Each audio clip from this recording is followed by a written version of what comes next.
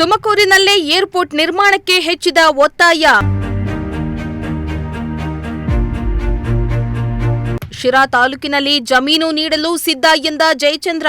ಮನವಿಯನ್ನು ಮಾಡಿದ್ರೆ ಕಾಗದವರು ಕೂಡ ಬರ್ತಿದ್ದೀನಿ ಜಮೀನು ಎಲ್ಲಿದೆ ಅಂತಕ್ಕಂಥದ್ದನ್ನ. 6,000 ಹೆಕ್ಟೇರ್ ಜಮೀನು ನೀಡುವುದಾಗಿ ಘೋಷಣೆ. ಬರೋಕ್ ತಯಾರಾದ್ರೆ ನಾವು 6,000 ಎಕರೆ ಜಮೀನನ್ನು ಗುರುಸೋದಕ್ಕೆ ತಯಾರಾಗಿದ್ದೀವಿ. ಎಸ್ ವೀಕ್ಷಕರೇ, ಕಲ್ಪತರು ನಾಡು ತುಮಕೂರು ಗ್ರೇಟರ್ ಬೆಂಗಳೂರಿನ ಭಾಗವಾಗುವತ್ತ ದಾಪುಗಾಲಿಡ್ತಾ ಇದೆ. ತುಮಕೂರಿನ ವಸಂತ ನರಸಾಪುರ ಇಂಡಸ್ಟ್ರಿಯಲ್ ಏರಿಯಾ ಏಷ್ಯಾದಲ್ಲಿಯೇ ಅತ್ಯಂತ ದೊಡ್ಡ ಕೈಗಾರಿಕಾ ಪ್ರದೇಶ ಅನ್ನೋ ಹೆಗ್ಗಳಿಕೆ ಪಡೆದುಕೊಂಡಿದೆ. ಇಲ್ಲಿ Japan machine and tool park ನಿರ್ಮಾಣಗೊಂಡಿದೆ. ಮೆಗಾ ಫುಡ್ ಪಾರ್ಕ್ ಕೂಡ ತಲೆ ಎತ್ತಿದೆ. ಜೊತೆಗೆ ಇದೇ ವಸಂತ ನರಸಾಪುರ ಪಕ್ಕದಲ್ಲಿಯೇ ಅಂತಾರಾಷ್ಟ್ರೀಯ ಕ್ರಿಕೆಟ್ ಸ್ಟೇಡಿಯಂ ನಿರ್ಮಾಣವಾಗಲಿದ್ದು ಇದಕ್ಕೆ ಅಡಿಗಲನ್ನ ಕೂಡ ಹಾಕಲಾಗಿದೆ. ಇನ್ನು ನಮ್ಮ ದೇಶದ ಹೆಮ್ಮೆಯ ಸಂಸ್ಥೆಯಾದ HALನ ಯುದ್ಧ ಹೆಲಿಕಾಪ್ಟರ್ಗಳ ನಿರ್ಮಾಣ ಘಟಕ ಕೂಡ ತುಮಕೂರಿನಲ್ಲೇ ಇದೆ. ಇಸ್ರೋ ಘಟಕ ಕೂಡ ಶೀಘ್ರದಲ್ಲಿಯೇ ಕಾರ್ಯಾರಂಭವಾಗಲಿದೆ.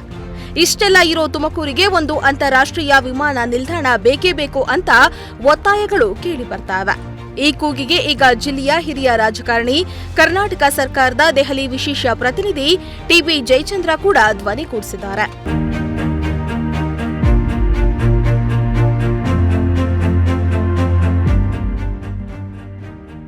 ಹೌದು, ತುಮಕೂರಿನಲ್ಲಿ ಅಂತಾರಾಷ್ಟ್ರೀಯ ವಿಮಾನ ನಿಲ್ದಾಣ ನಿರ್ಮಾಣವಾಗುತ್ತೆ ಅನ್ನೋ ವಿಚಾರ ಆಗಾಗ ಮುನ್ನೆಲೆಗೆ ಬರ್ತಲೇ ಇರುತ್ತೆ. ಆದ್ರೆ ಮತ್ತೆ ಈ ವಿಚಾರ ಸೈಲೆಂಟ್ ಆಗ್ಬಿಡ್ತಿತ್ತು. ಇಲ್ವಂತೆ, ತುಮಕೂರಿನಲ್ಲಿ ಅಂತಾರಾಷ್ಟ್ರೀಯ ವಿಮಾನ ನಿಲ್ದಾಣ ನಿರ್ಮಾಣವಾಗಲ್ವಂತೆ. ಇದು ಬೆಂಗಳೂರು ಗ್ರಾಮಾಂತರ ಅಥವಾ ರಾಮನಗರ ಜಿಲ್ಲೆಗೆ ಶಿಫ್ಟ್ ಆಗತ್ತಂತೆ ಅಂತಲೂ ಸುದ್ದಿಯಾಗಿತ್ತು. ಆದ್ರೀಗ ಈ ವಿಚಾರ ಮತ್ತೆ ಸದ್ದು ಮಾಡ್ತಾ ಇದೆ. ಇಂಟರ್ನ್ಯಾಷನಲ್ ಏರ್ಪೋರ್ಟ್ಗೆ ತುಮಕೂರಿನಲ್ಲಿ 2 ಕಡೆ ಜಾಗ ಗುರುತಿಸಲಾಗಿದೆಯಂತ ಖುದ್ದು ಗೃಹ ಮತ್ತು ತುಮಕೂರು ಜಿಲ್ಲಾ ಉಸ್ತುವಾರಿ ಸಚಿವ ಪರಮೇಶ್ವರ್ ಅವರೇ ಹೇಳಿಕೆಯನ್ನ ನೀಡಿದ್ರು. ಇದರ ಬೆನ್ನಲ್ಲೇ ಅಂತಾರಾಷ್ಟ್ರೀಯ ವಿಮಾನ ನಿಲ್ದಾಣ ನಿರ್ಮಾಣ ಮಾಡುವುದಾದರೆ ಶಿರಾ ತಾಲೂಕಿನಲ್ಲಿ ಜಮೀನು ನೀಡಲು ಸಿದ್ಧ ಅಂತ ಶಿರಾ ಶಾಸಕ ಮಾಜಿ ಸಚಿವ TB ಜಯಚಂದ್ರ ಹೇಳಿದ್ದಾರೆ.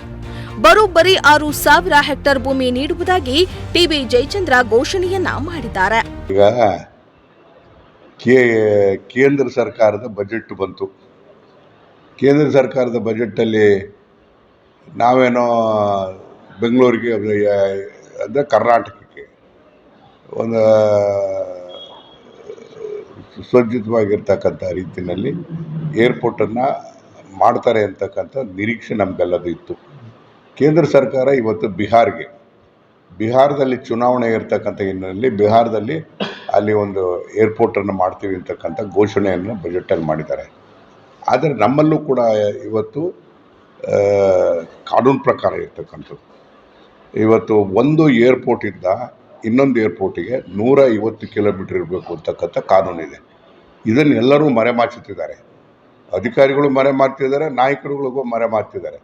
150 ಕಿಲೋಮೀಟ್ರು ಅಂತೇಳಿ ಬಂದಾಗ ಅದು ಯಾವ ರೀತಿಯಲ್ಲೂ ಬರೋದಿಲ್ಲ. ನೀವು ಯಾವುದೇ ಕಡೆ ಹೋದ್ರೂ ಕೂಡ ಮಧ್ಯ ಕರ್ನಾಟಕ ಭಾಗದಲ್ಲಿ ಶಿರಾ ಬಾರ್ಡರ್ಗೆ ಬರ್ತಕ್ಕಂಥದ್ದು.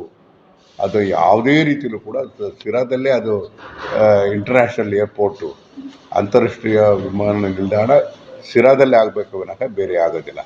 ಭಾಳಷ್ಟು ಜನಕ್ಕೆ ಶಿರಲ್ಲಿ ಆಗೋದ್ರಿಂದ ಅಡ್ವಾಂಟೇಜ್ ಏನಂದರೆ, ಇವತ್ತು ಬೀದರ್ ಇರ್ಬೋದು, ಬೆಳಗಾಂ ಇರ್ಬೋದು, ಧಾರವಾಡ ಇರ್ಬೋದು, ಶಿವಮೊಗ್ಗ ಇರ್ಬೋದು, ಎಲ್ರಿಗೂ ಕೂಡ ಇಲ್ಲಿ ಬರೋದಕ್ಕೆ ಅನುಕೂಲ ಆಗ್ತದೆ.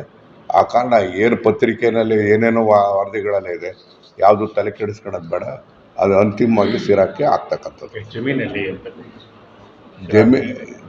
ಅವ್ರು ಬರೋಕ್ಕೆ ತಯಾರಾದರೆ ನಾವು 6,000 ಎಕರೆ ಜಮೀನನ್ನು ಗುರುಸೋದಕ್ಕೆ ತಯಾರಾಗಿದ್ದೀವಿ.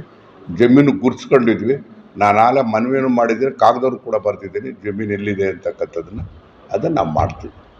ಒಟ್ನಲ್ಲಿ ಅಂತಾರಾಷ್ಟ್ರೀಯ ವಿಮಾನ ನಿಲ್ದಾಣಕ್ಕಾಗಿ ಭಾರಿ ಜಟಾಪಟಿ ಶುರುವಾಗಿದೆ. ಒಂದ್ ಕಡೆ ತುಮಕೂರಿಗೆ ಏರ್ಪೋರ್ಟ್ ತರಲು ತುಮಕೂರಿನ ಸಚಿವರು, ರಾಜಕಾರಣಿಗಳು ಒತ್ತಡ ಹಾಕಿದ್ರೆ, ಮತ್ತೊಂದು ಕಡೆ ಇದನ್ನ ರಾಮನಗರ ಜಿಲ್ಲೆಗೆ ಕೊಂಡೊಯ್ಯಲು DCM DK ಶಿವಕುಮಾರ್ ಕಸರತ್ತು ನಡೆಸುತ್ತಿದ್ದಾರೆ. ಈ ನಡುವೆ ಈ ವಿಚಾರವಾಗಿ ತುಮಕೂರು ಜಿಲ್ಲೆಯಲ್ಲಿಯೂ ಪೈಪೋಟಿ ಶುರುವಾದಂತಿದ್ದು, ತಮ್ಮ ಕ್ಷೇತ್ರದಲ್ಲಿಯೇ ಏರ್ಪೋರ್ಟ್ ನಿರ್ಮಾಣವಾಗಲಿ ಅಂತ ನಾಯಕರು ಪೈಪೋಟಿಗೆ ಬಿದ್ದಿದ್ದಾರೆ. ಶ್ರೀಮಂತ್ ಪ್ರಜಾಶಕ್ತಿ TV, ಶಿರಾ.